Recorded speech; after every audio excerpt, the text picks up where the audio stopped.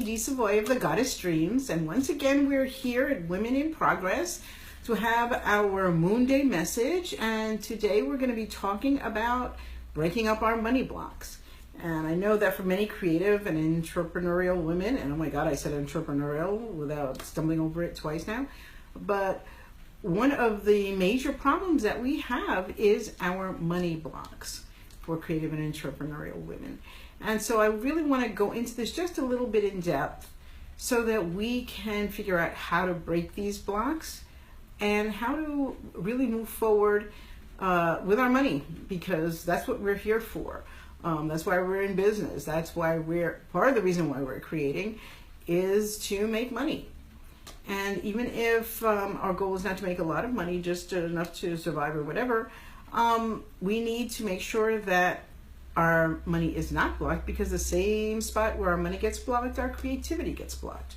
So if you're finding you're not making the money that you want to make, you're probably also finding out that all that juicy creativity that you're trying to bring forward is not working for you either. So the first thing that I want to do is to say welcome and thank you for being here again another week. The worksheets for tonight's workshop, or our play sheets for our play shop, however you want to look at it, are already posted up, so you can go into the group and find them. And as I said, tonight is our topic is money, breaking through our money blocks. And so the first thing I want to talk about is where are our, I'm getting a call coming through, but I just stopped that. Now, money is most closely linked with our root chakra. And the root chakra is our base chakra. It is really located at the perineum. It is also associated with the legs, the feet, our connection with Mother Earth, our grounding, our manifesting place, and our manifesting power. So when we think about our root chakra, this has to do with all of our most basic needs: food, clothing, shelter, and most importantly, I guess I would say, is fear. Fear also resides in this same place where we get our most basic needs met. And along with our most basic needs are the finances to pay for those most basic needs, okay? So if you really think about that, in order to make money, we have to take some kind of risk or a challenge to make some money, other than if you're working at a job. But if you're a creative or you're an entrepreneurial woman, you're really out there trying to take a risk and see what you can make that is yours, your creativity, your business, whatever it is that you're trying to bring forth. This is risky business. So it's not surprising that many creative and entrepreneurial women are blocked in this area, because it is scary to be out there. And a lot of times when you're a creative or an entrepreneurial woman, you're out there by yourself. Okay, you may have people who support you, but you don't necessarily have, a staff. You don't have people who are financially behind you necessarily. You're just kind of hanging out there on your own. So it does feel very risky to start up a business, and that's probably why so many people don't do it, because there is so much risk involved. And you know that once you put your money into some kind of project, you don't know how it's going to turn out. So it's not surprising that we have blocks there, okay? And I want to tell you just a little bit about my own money block that I was having for a while. And it's interesting because yesterday there was a Father's Day event in which I spoke, and what we were talking about is the link between our fathers and sometimes the way even we view the universe, because let's face it, most religions and very many spiritual practices put a heavy emphasis on masculine spirituality. Either you have just the one God, or you may have gods or whatever, and they generally tend to be the ones who are in charge. Thanks to patriarchy, not unexpected. However, when you start to look at the universe and see that as reflected in the father figure or the male figures in your life, that can sometimes color how you view what the universe is ready to provide for you. And I've said to people for years and years and years, the universe is benevolent, the universe is, has got your back, the universe, even if things that seem to be bad happen to you, it's really the universe trying to teach you something. And I really do believe that, except in my own case, where I really felt like whatever I had to kind of wrestle out of the hands of the universe, that the universe did not like me. The universe was not behind me, because even from the time of being born, I was born dead. So it was almost as if the universe didn't even want me here. But I would prove to the universe, hey, I don't care what you want. This is what I'm doing. This is what I feel like I'm bringing to the world, and screw you. So, so that worked for the universe is benevolent, worked for everybody else except for me. And, I really started to think, where do I get this feeling from that the universe is not with me? And I just want to stop and say, hey, Louisa, I'm glad you're here. But where do I get this feeling that the universe is not behind me? And, my dad died a couple of years ago, and it really got me to start thinking, what did I really get from him as being the embodiment of the divine, coming through as this man that I knew and I loved greatly. But from the time that I was very little, we did not get along. We were just two very different people. It wasn't that he did anything terrible or I did anything. Well, I did a few terrible things, but it was we were just at odds with each other. And one of the nicknames that my family had for my dad was, and my last name is Savoy, was the Bank of Savoy. And Dad always seemed to be the one there if you needed money for anything, from the time we were kids to the time that we grew up and we were adults, and maybe, sometimes you fall on hard times and you can turn to Dad. Dad's there, the Bank of Savoy. The Bank of Savoy always has money. But the Bank of Savoy doesn't always want to give out the money for certain things that you may feel are very important, but my dad was kind of a conventional guy, and I was not necessarily a conventional kind of person. So we kind of bumped heads on that issue also, kind of feeling like the universe was, or he was, sometimes capricious in when he would give money, when he didn't want to give money, or do you have to hear the lecture about why you shouldn't be spending your money this way, or whatever. And so this was kind of my money story, and that's what I really want to get into a little bit more with you guys tonight. Let me see. Oh, you're dead too, Louisa? Mm-hmm. So one of the things that I really started to think about was that I always felt like it had to be a struggle. And, as a kid, you don't recognize all the time that, I never really thought about money that much growing up, because we always seemed to have whatever it was we needed.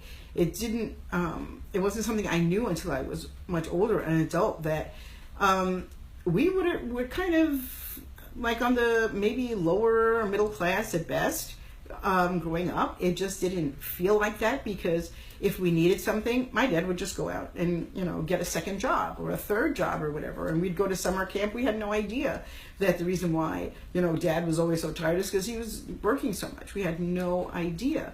So without any kind of schema to how things went, money always seemed to be kind of there, but not at my control, not at my discretion. So that was something I really started to think about, and that there was really nothing capricious about it. It was that sometimes, unbeknownst to me, my dad just didn't have it. He couldn't. There was nothing to give. But it was, when you keep money secrets as to where the money's coming from, how much money you have, or what you're spending it on, or who needs it or who doesn't. This is the kind of thing that can become a money block, because the thing that blocks us is lack of information. So, and also lack of energy put in the right way toward what you're working on. And, it was really weird, but after my dad died, I was talking to my sister about this whole money thing, and she said, well, maybe it's just that you need to change your relationship with how you think about him and how you think about money, and then kind of forgive both yourself and the universe and dad and whoever else is involved for that. And money became so much easier,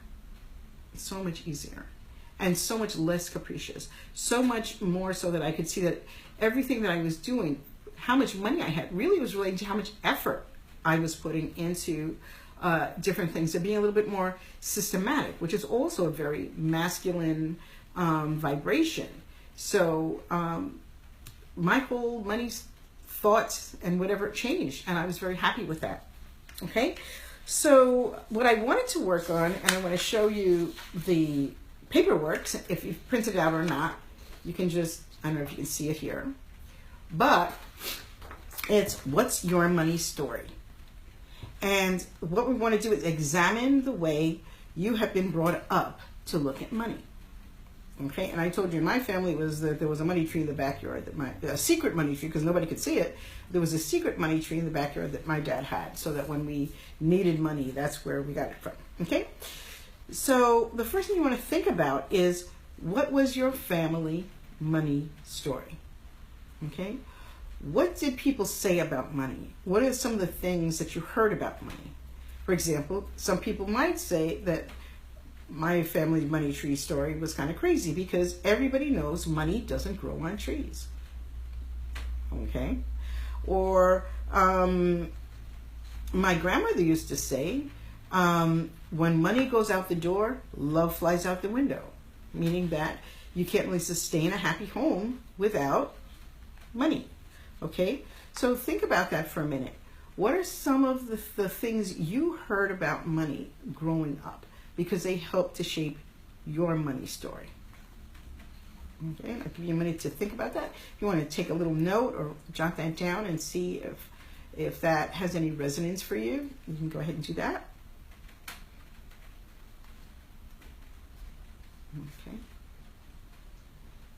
Okay.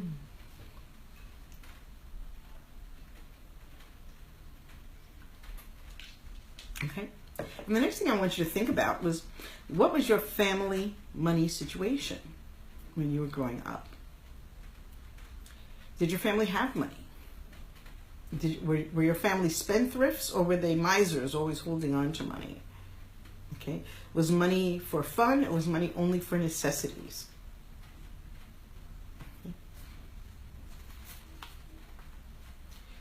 Okay. And you can jot that down a little bit.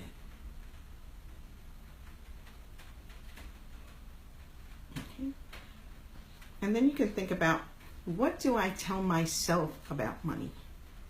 And that can be a variety of things, even down to, what is the value of money? Or how much value do I have to provide somebody to feel as if I'm giving them what they need from my services to ask for money? That used to be a big one for me, feeling, because my parents were children of the Depression.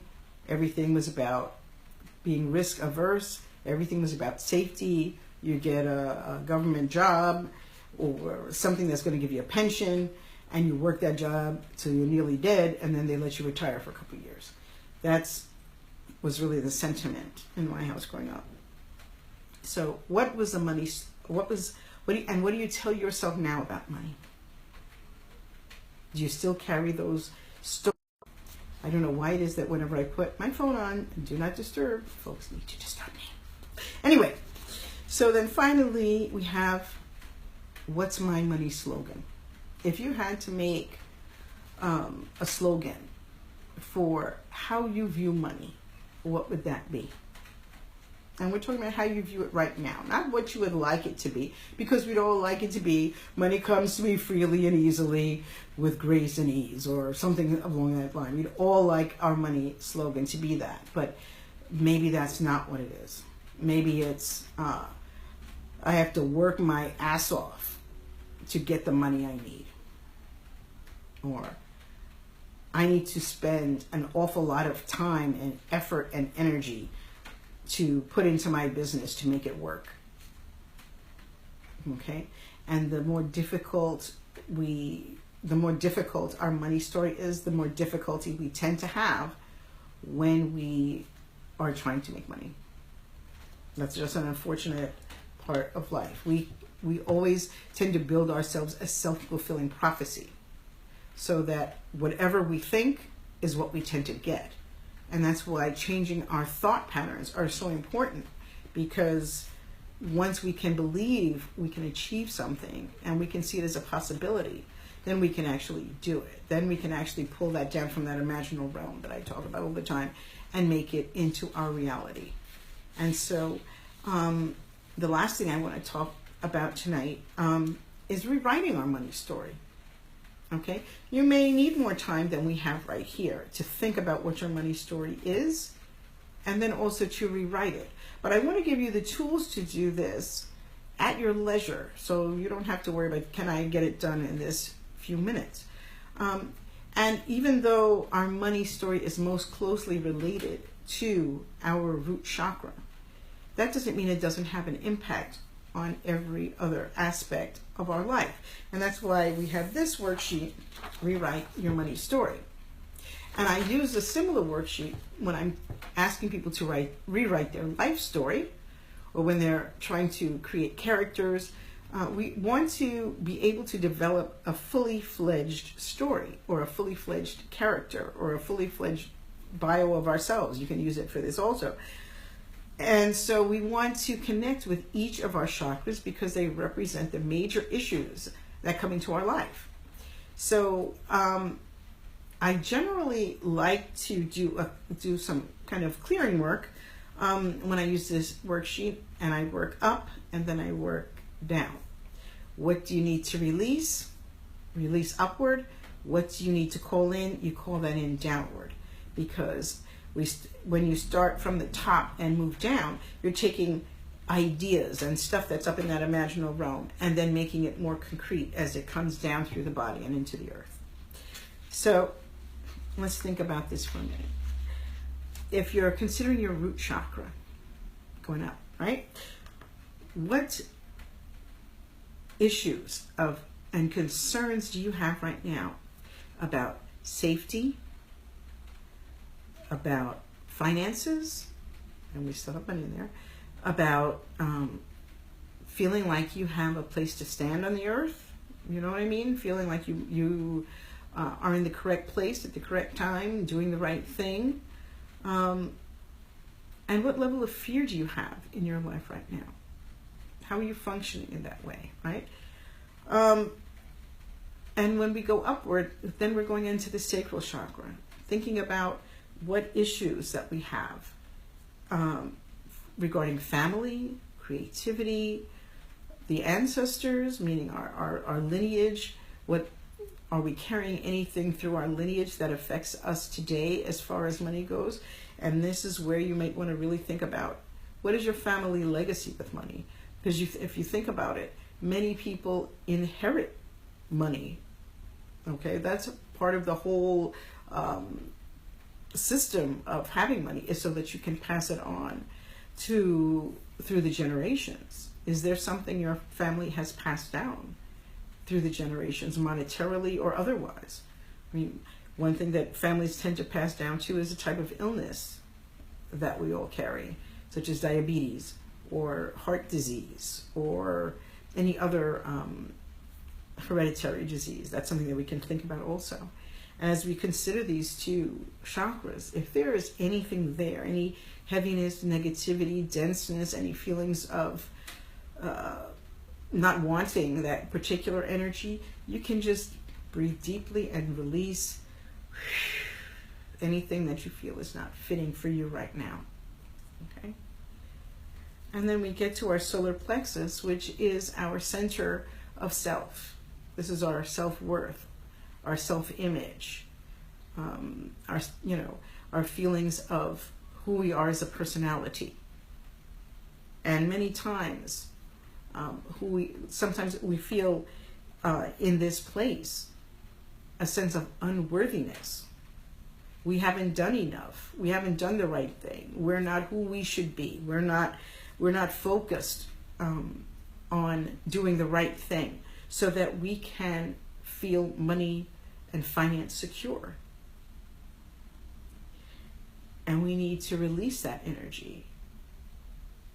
And we need to examine in which ways we feel that way or why that is there for us. What is it that has made us feel unworthy in this particular area? Okay. And for example, I had a friend when I did a workshop, and I had a friend there who said that her father always said to her that the work she was doing, which to me was very important, wasn't valuable to anybody. It didn't put food on the table, so it wasn't valuable. So she never really got to link who she really was with being valuable. And so this was another energy that maybe some of us are carrying and we need to release. Okay? And we get up to the heart. And many times people are told, follow your bliss and find a way to make money doing that. But we can't, in some ways, that's like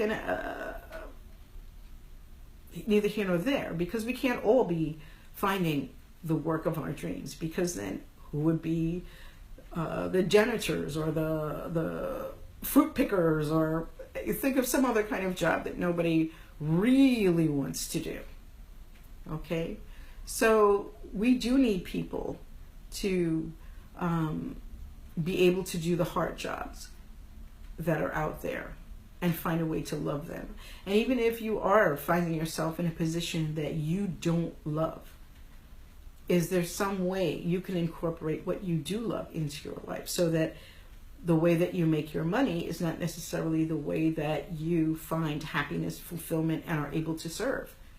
And sometimes people don't recognize that they have been given a job that actually is a way to serve if they find that way, and then maybe they can love that. So that's just another perspective on that. We get to our throat chakra. And many of us are afraid to vocalize what it is that we desire, to state with intention of calling in those things that we desire. So in many ways, we don't ever get them. We don't get them because we don't claim them.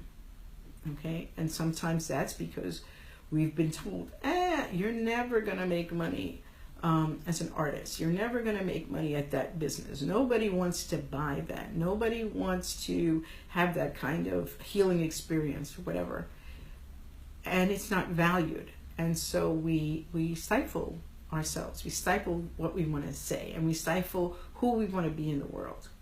And so if you're feeling any of these emotions that we've talked about so far, any of these feelings, I just want to say hi to Nyambi. If you're feeling any of those things, you can always take a deep breath and just release it for now.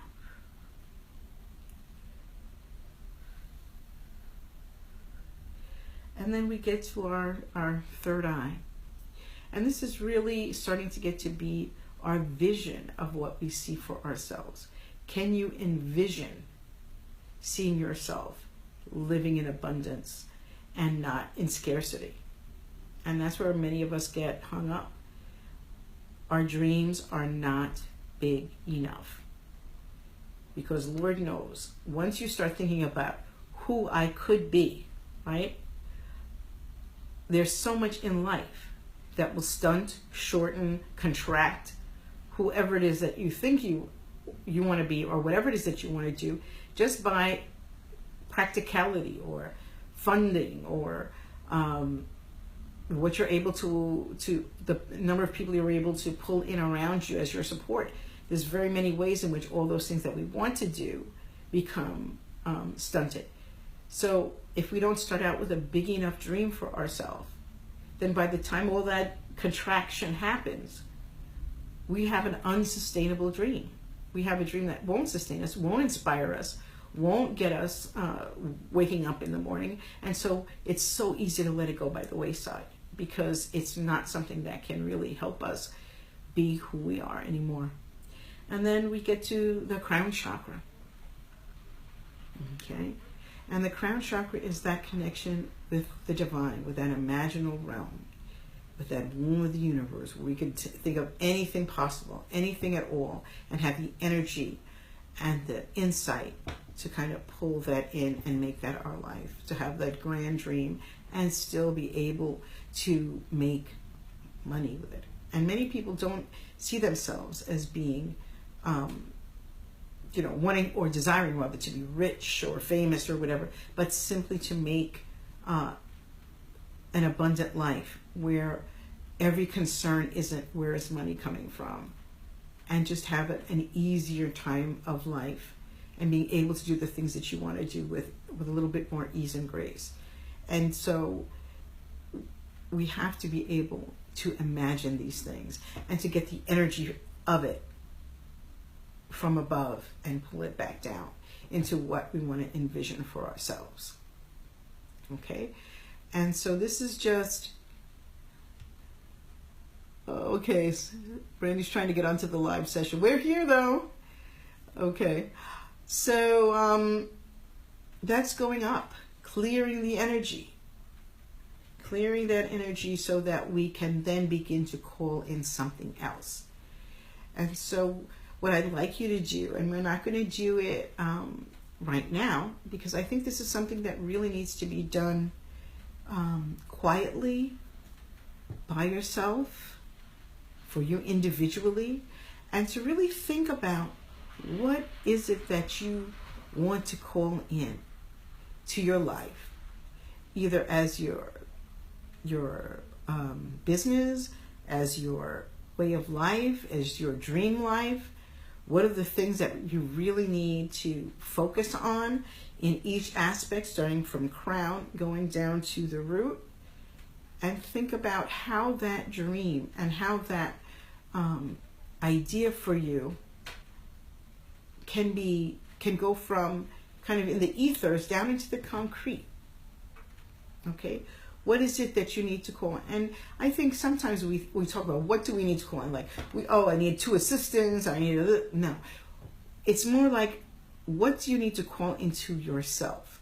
Who do you need to be in order to be the person that you want to see come through, and to not be so focused on survival, which is really what we're down at it when we get to the root chakra. We're focused on survival so much that we don't get to dare, we don't get to risk, we don't get to move past this most basic energy into really just imagining whatever and having that grand dream that can sustain us even when it contracts a bit. Okay, so that I would like you to do. And then what you're going to do is redo your money sheet. Okay, and this is the thing that I would like to see. If you want to post this, once you've done it, you can post it back in the group. And what you're going to do is, instead of saying what was your you can print out a second one. And instead of saying what was your family money story, you can make your money story right now. What is your new money story? And instead of having my money story being that I have to grab what I can from the universe, my money story has become, whatever I need will be provided at the right time. Period. There is nothing.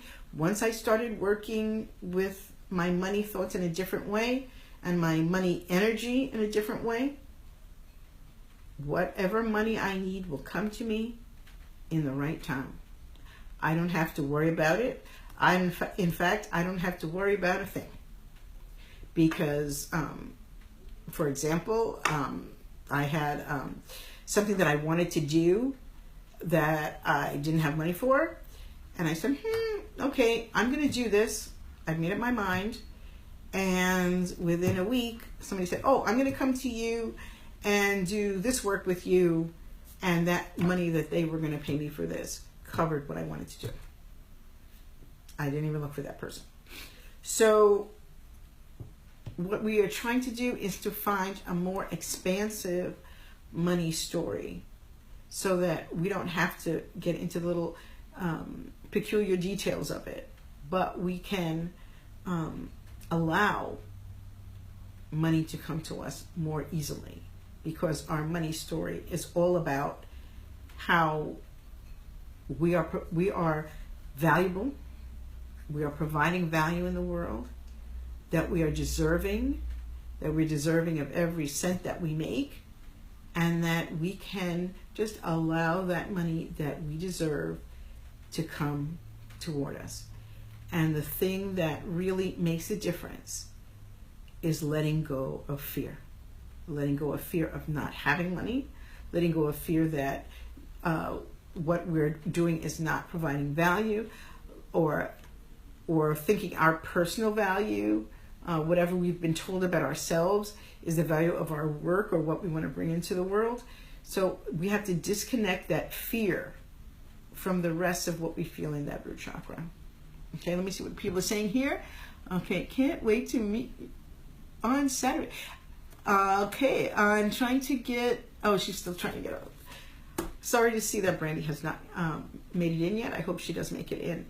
And does anybody have any questions while we're here? Okay. So I guess not. Is there anything that anybody would like me to continue covering with money blocks? Okay. Well, let me just say this. Yay, Brandy's here. Okay. And I just want to add one more thing about blocks in general.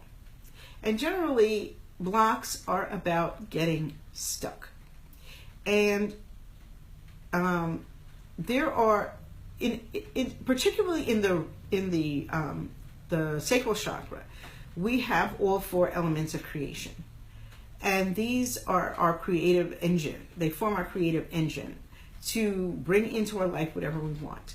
And when that engine is not functioning, we do not do well.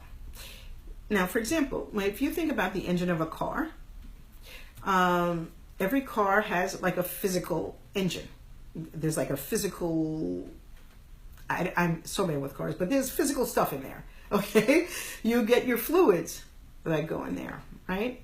You get an exhaust system that goes with the car. But if you don't turn on the engine, you don't go anywhere. And those are our four elements of creation. We have the earth, which is the physical engine. We have the air, which is the exhaust system.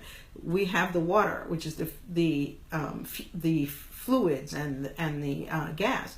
And then we have the fire, which is that engine. And so without all of this working together, you cannot move forward. So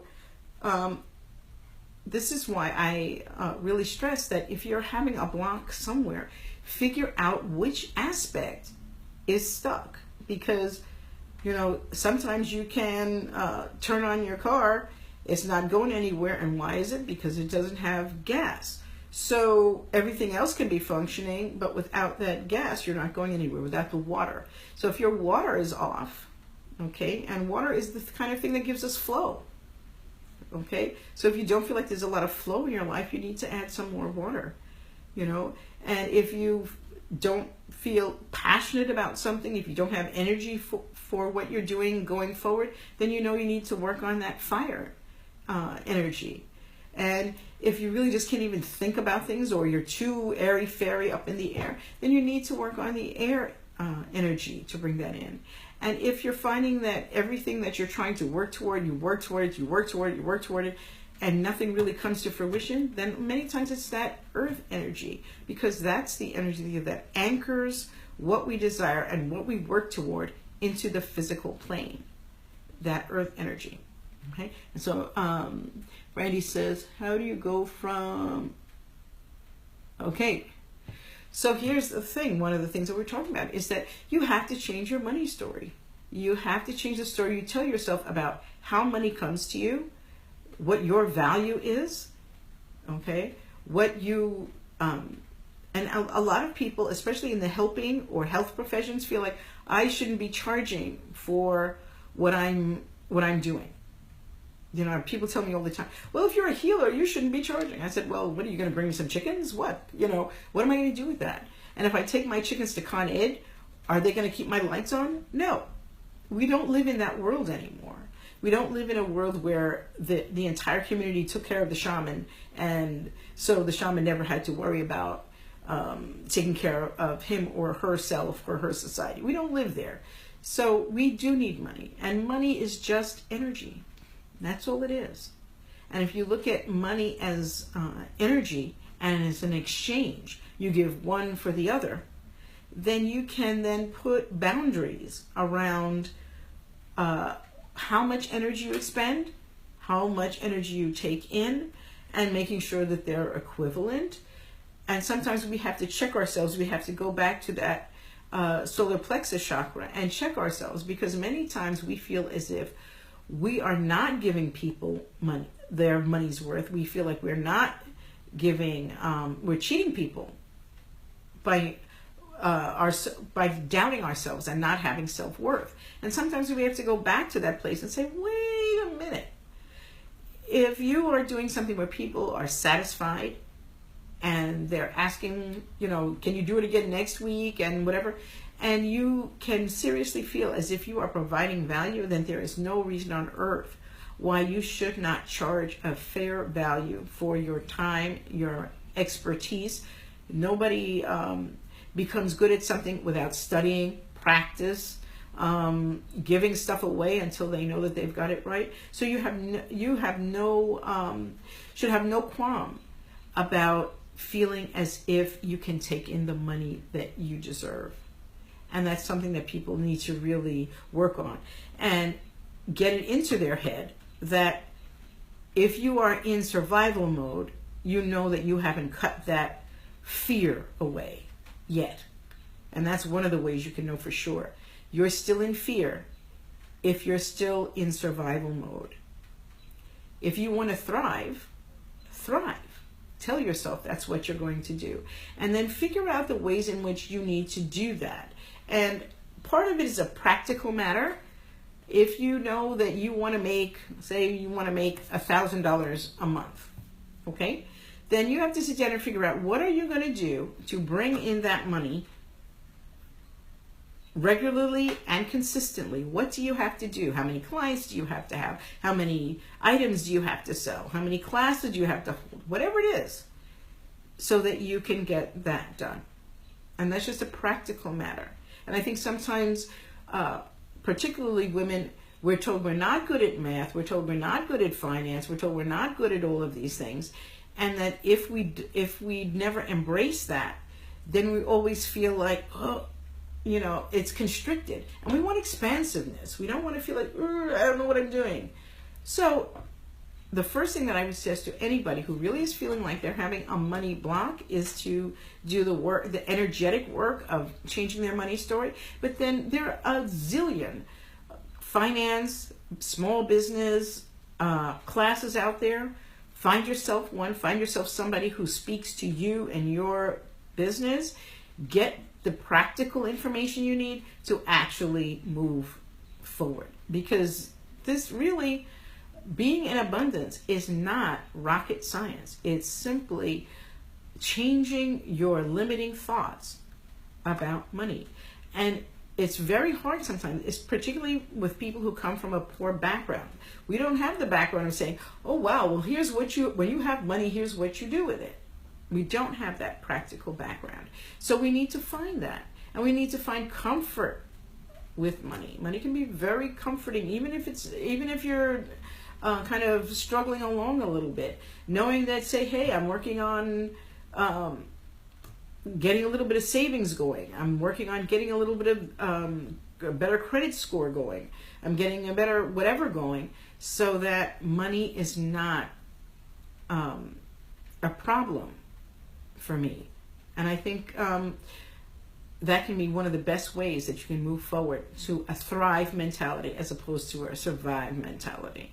By really just knowing a little bit more about money and how to go about having it work for you rather than you constantly thinking about working for it.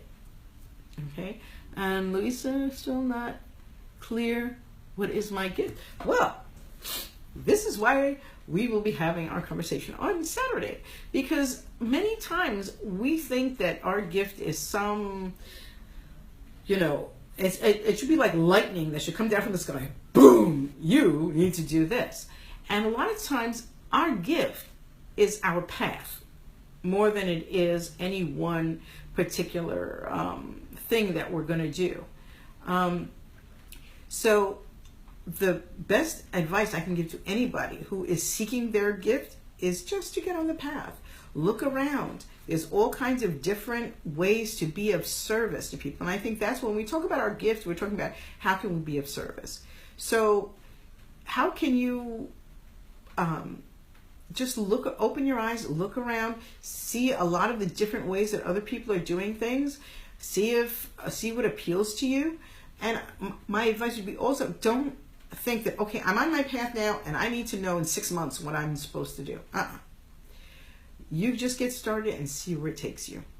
Because trying to rush yourself, trying to rush and say, okay, this is my thing right here, I think that can be very detrimental in the sense that it kind of stunts you right in wherever is the first place you land. And I've studied very many different types of creative and healing work. There's no rush. There's no rush to find something, and to limit ourselves to one thing means that we don't look at something else. And I think creativity is about keeping our mind, our spirit, our energy open to new things. Okay. Well, that's why you have to think about your money. So if you, this is Louisa says you can't completely trust abundance, and you know what?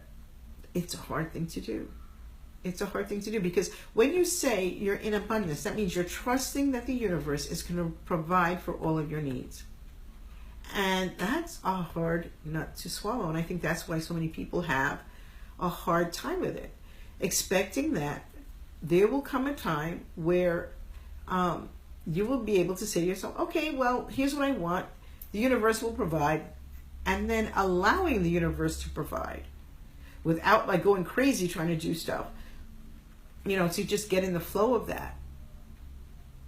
Okay, how do you feel about setting goals? I think setting goals is very important. And that's one of the things that I emphasize, because how do you know if you get somewhere if you don't set any goals? It's like saying I'm going to run a race, but how long is it? I don't know. So how do I know if I won, lost, if somebody's ahead of me? I don't know. But here's the thing. We need to set goals, and we need to remain skeptical of our goals. And by that I mean, okay, if I decide that I want to hold a workshop in October, okay, and that sounds really great to me. So I do everything I need to do in order to make my workshop in October, okay? But what if while I'm doing all this planning, and I say, okay, I'm going to do a workshop on X, and I'm doing all this planning, and it turns out that really maybe I need to do it on Y. X isn't resonating with people. Maybe I'm being shown, go this way. Then I can change. The whole idea is to develop your intuition enough so that when information appears for you, you know it, you trust it, and you follow it. Because the universe is always speaking to us. It's always giving us information. And so if you're going to live in the world and find it abundant, you also have to know that intuition and guidance and help is also abundant. And so you don't ever have to kind of wonder, well, what should I do? You will be guided if you allow yourself to be guided. And just a note on guidance. I remember one time being in the store with my sister, and I'm thinking, well, should I buy this particular thing or should I not? And as we're walking past this place in the store, a sign for the very thing that I was thinking about buying fell off from the whatever it is. It was hanging up, it fell off and hit me in the head. So I bought it. Now, our guidance is not always that clear. So we need to begin to develop knowing what our intuition looks like, where we get it from in the body, where, what signs and symbols resonate with us. So we really have to make a concerted effort to understand our own intuition, our own signal language from the universe, so that we can make aware, conscious, and deliberate choices about what we're going to do going forward. Okay, and we have, hey there, I do not know how to pronounce your name. Isras? I'm glad that you're here. Okay, but okay. So your intuition is very strong, but others do like what you have to say. Beautiful. Beautiful. So if your intuition is strong, then you have to focus on, if your intuition is telling you something, then what are the ways to follow it? What are the ways to follow along with your intuition and take inspired action? And I think that is one of the ways that we can best suit ourselves, is to take inspired action as opposed to just kind of muscling through and as like I used to do, this is what I'm doing and I dare the universe to stop me.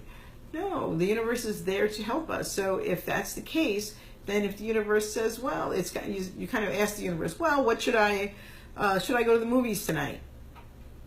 And it begins pouring, maybe you should stay home.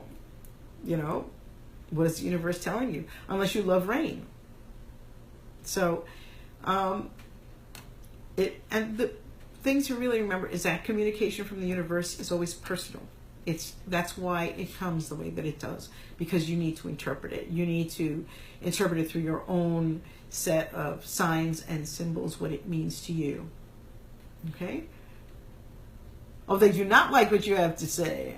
Well, not everybody does. Not everybody's going to like what you have to say when your intuition comes through. Okay? And, the only person we can be responsible for is ourselves. If other people don't want to listen, if other people don't want to change, been there, done that, had the t-shirt, put in the dryer, stretch it out, not doing that anymore. All I can be responsible for is me, for changing me, for being who I'm supposed to be, for being where I'm supposed to be, for helping in the ways that I'm supposed to do. And anybody else who doesn't want to hear about it, one thing you'll find, and I say this to so many people, is that you cannot expect the people like your family or the people you grew up with to necessarily be the ones who are following you on this path going forward. All you can do is find people who are on this path with you, to join you and to support you and to work with you. And if someone else decides that they're ready to come along, welcome them to the fold. But if you just can't expect that other people are going to be where you are right at this moment. So, okay. Yeah, I can see that Lisa's saying about people silencing her voice. That's true, but nobody can silence you without your consent. Now, there's a difference between being silenced and simply withholding from other people what you have to say because they don't want to hear it. There's no use, talking to a deaf ear. So that's some of the things that you'll have to decide for yourself, how much you want to share with somebody else and how much you want to just say, okay, well, I'm going to go over here with the people who understand where I'm at right now and who appreciate me right now, and this way I can move along on my path. Okay? So, my dears, I'm going to have to, I think I'm ending just a little bit, or actually I'm ending a little bit late because it's past 8:30, but it's almost 8:15 now. But I'm glad that so many people were interested in this topic. Please make sure if you want to have a continuation of this topic that you let me know. Put something in the comments. And if you'd like to talk about something else next time, let me know. And if you'd like me to discuss anything at all in the group, please let me know that as well. Okay. And what does Randy say? Can you get exercise to try this week? Oh, okay. Oh, thank you, Lisa. Here's an exercise. Well, actually, you do have an exercise to try. I've already given it to you. But I think you got here a little bit late, Brandy, so you didn't see it. We're working on our money story, right? And then we're going to work on releasing those aspects of our money throughout all of our chakras. Even though our money story relates mostly to our root, it does relate to our entire chakra system. So we're going to work our way up, clearing our energy and our thoughts about money in each chakra. And then we're going to come back down. And what we're going to do as we work back down is making maybe just a one-word sentence or a statement about how each chakra you now want to work with money. What do you want to change about how you've been working with money, right? So maybe in the crown you can say something as if, I feel connected to the abundance of the universe. Very simple. I feel connected with the abundance of the universe. I envision beautiful and wonderful things happening for me. I can speak my truth about money. Whatever you feel is coming, you want to say. And then what you can do is then rewrite your money story. How are you going to be dealing with money as you go forward from here? Because we can really put what we've done with money behind us, but what are we going to do with money going forward? Are we going to be stuck in survive mode where all we can think about is fear, or are we going to be in thrive mode where everything that we achieve we are grateful for? And I think that is kind of the difference between survive and thrive. Survive is like, where's it going to come from? Oh my God, where am I going to get money from? And thrive is like, it will happen. It'll happen. I believe that I will be taken care of by the universe. But that also means I'm taking care of myself on very many practical levels. We have to put things in place so that we can make money. If you're sitting home staring at the TV, you cannot be surprised if you don't make any money.